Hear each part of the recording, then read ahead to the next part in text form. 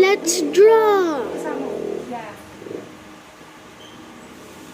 Kasi sabi niya, ipadungo muna ako dito. Nakakainit naman daw doon. Para man daw masyadong ano. Pangawit nga eh. Ngayon, eto na.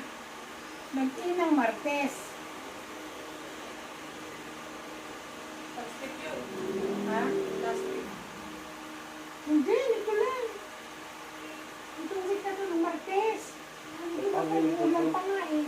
Ay, nag-drawing ako mo. Paano yun? Sabi ni... Anak, alis ka dyan. Sabi ni Maria Petition pa nga daw eh.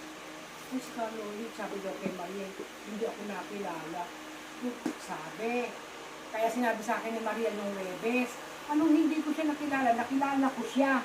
Kaya lang ako, baka ako ang hindi niya nakilala. Sabi niya gano'n. Tapos eka, sinabihan nga rin ako, sabi sa kanya, nagulat si Mariel. Kasi hindi na talaga naalala ni Mariel.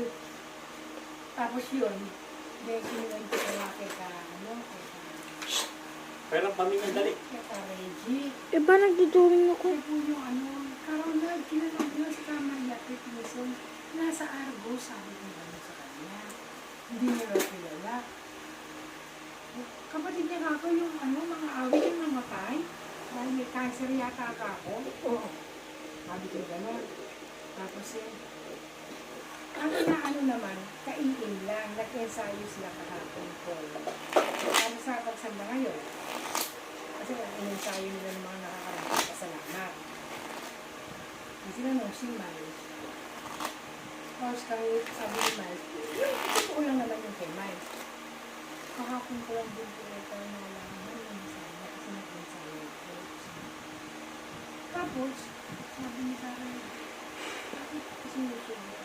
Hindi ka yung bosa sa Pilipinas. At saka Sa Disney. Senado. Anak, alis ka dyan! Tapos eto pa, Wait lang. di ba istabla nga naman yung gawaan? Hindi ka pala na sa garage. Walang patutuong kasama. Mami, wait lang ha. Dapat kasi sa istabla mo naman nakikita kung makakawit ka. Anak, kailangan namin eh. Okay guys, bye!